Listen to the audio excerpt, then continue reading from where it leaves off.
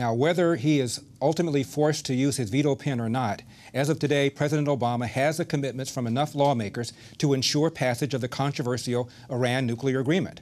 But that doesn't mean that all within the GOP are done with the fight to ultimately kill the deal. Conservatives in the House Freedom Caucus are strategizing delay tactics that could buy them more time to work the aisles against the deal. And they seem willing to do it even if they have to roll over House Speaker John Boehner. All this plays out as thousands gathered on the grounds of the U.S. Capitol to demonstrate against the bill. One of the voices of dissent is the very well-known Rabbi Shmuley Boteach, often described as America's rabbi. He's the best-selling author of 30 books, including the upcoming Israel Warrior's Handbook. He joins me from our nation's capital. Rabbi, thank you for taking the time. I appreciate it. Now, it's such a pleasure to be with you, Larry. Thank you. Thank you. Now, you've written that your New Jersey Senator Cory Booker, who's come out against the in favor of the Iran deal, you don't consider that to be an act of personal betrayal or an act of disloyal to the Jewish community. If it isn't that, what do you call it? You know, Cory and I have been like brothers, soul friends for nearly a quarter century. What I wrote was, I'm not going to take it personally. It's not a personal betrayal of me or the Jewish people or Israel. It's a betrayal of every victim of genocide of the 20th century. There have been 7 major genocides in the 20th century, from the Armenians to the Jews in the Holocaust to the Cambodians, Rwandans, etc. And since Iran is a genocidal regime, first of all, giving them $150 billion to just slaughter innocent people around the world is deeply immoral. Secondly, they're a genocidal regime. They threaten the annihilation of Israel on a regular basis. They say what they mean, and they mean what they say. So with all due respect to my extremely dear friend Cory Booker, his vote in favor of this is a betrayal of our opposition to genocide. You cannot legitimize a genocidal regime. Now, Rabbi, of course, you heard the opposition. Hillary Clinton, the former Secretary of State, recently said, look, before Obama came in, they were marching towards getting a bomb. The breakout time, probably no more than 2 months. Now we're going to have a breakout time of maybe a year in which we can do something if Iran violates this deal. So had we not intervened, had we not done this deal, they would have had a bomb perhaps by now. Your reaction to that? Well, I think Secretary Clinton has serious credibility issues right now across the board, and I wouldn't necessarily take her word for it when it comes to something as serious as preventing the annihilation of 6 million innocent Jews in Israel, to which the Iranian regime has repeatedly committed itself. Now, Iran has lied to the world for the past 12 years about their nuclear program. They're building nuclear facilities under mountains, for goodness sake. What could possibly be peaceful about that? Let's not trust Secretary Clinton's words or the Iranians' words or my words. Let's trust action. Let's look at what people do. Iran is an oil superpower. They are an energy exporter. They need a peaceful nuclear program as badly as I, as a rabbi, need a ham sandwich. There is no use for these nuclear facilities other than to build a bomb. Their intent is to have a bomb. This deal paves the path for a bomb.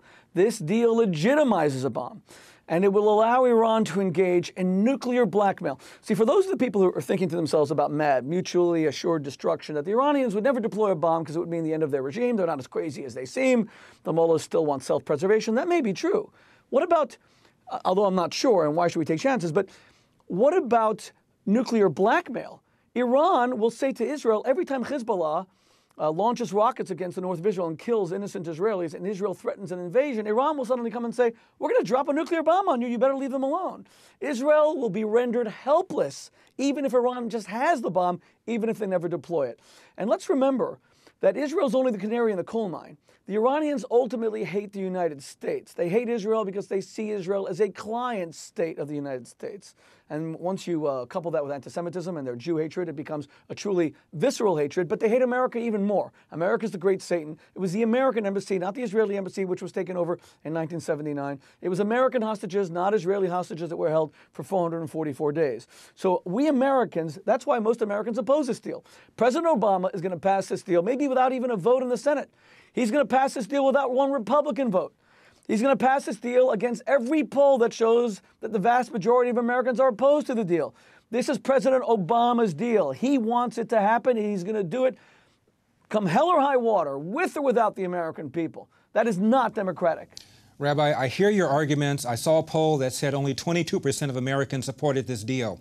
The former Secretary of Defense, Gates, was interviewed on CBS, and he was asked why this deal. And he said Obama is pursuing this deal with the hope, his word, that after 10 years of removal of economic sanctions and prosperity, the Iranians will turn away from terrorism. And Gates called this hope unrealistic. Given all of that, why is the side opposed to this deal losing in the House, in the Senate? Yeah.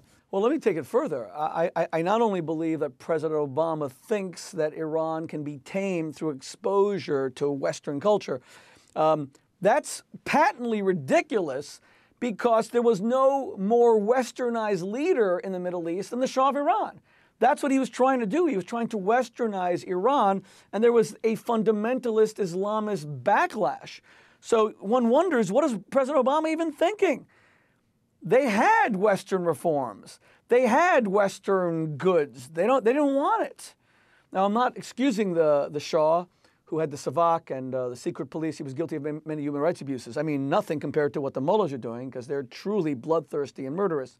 But the belief that if we expose Iran through this deal to the West, they will change is not only naive, it's contradicted by history in the famous Iranian Revolution, which I still remember. I'm sure you remember it as well, Larry, under the hapless President Jimmy Carter.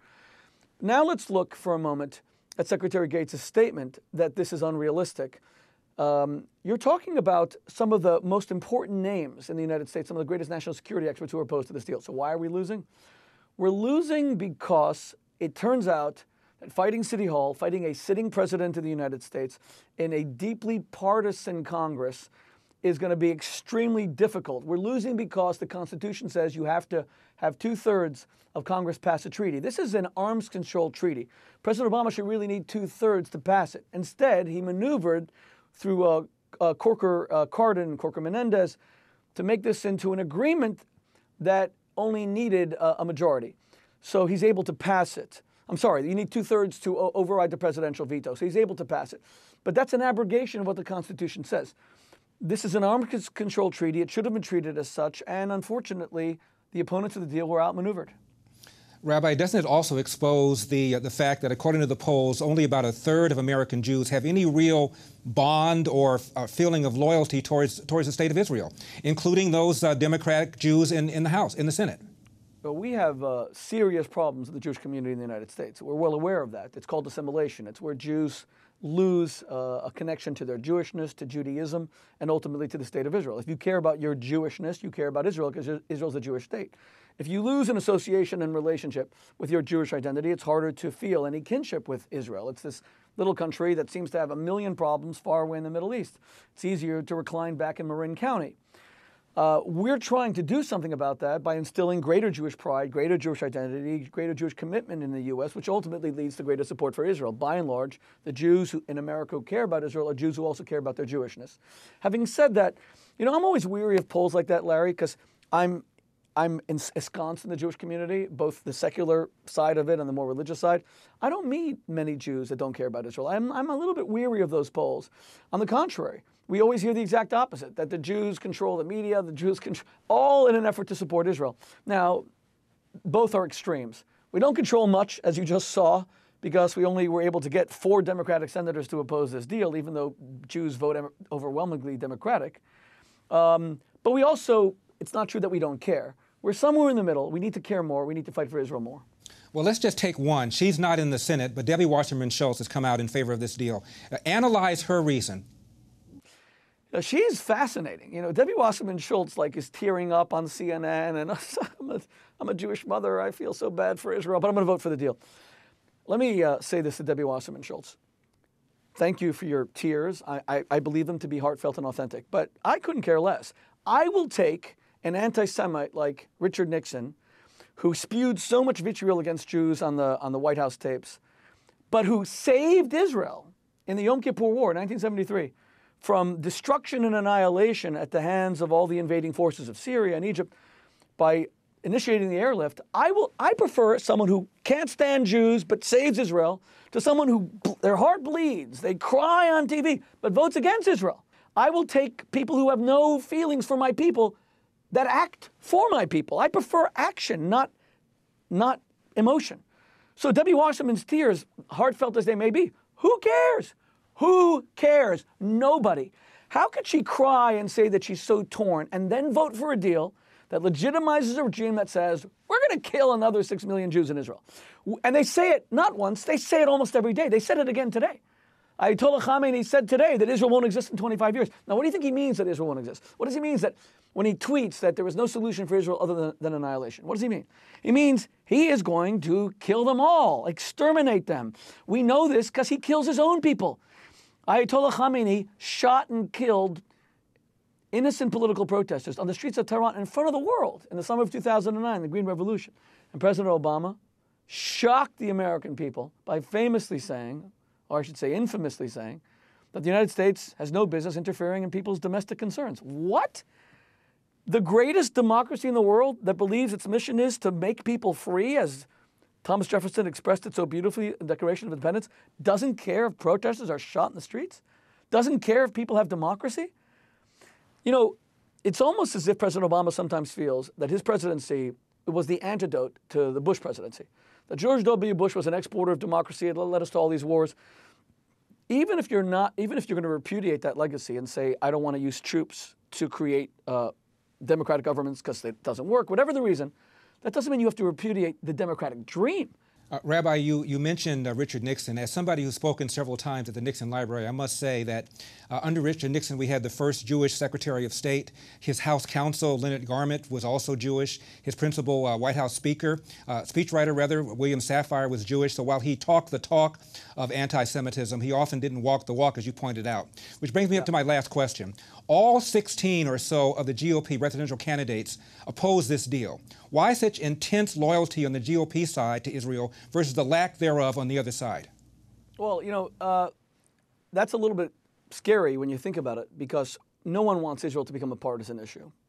And we've tried everything to resist Israel becoming a partisan issue. But the Democrats have to help us a little bit more than they're helping us right now.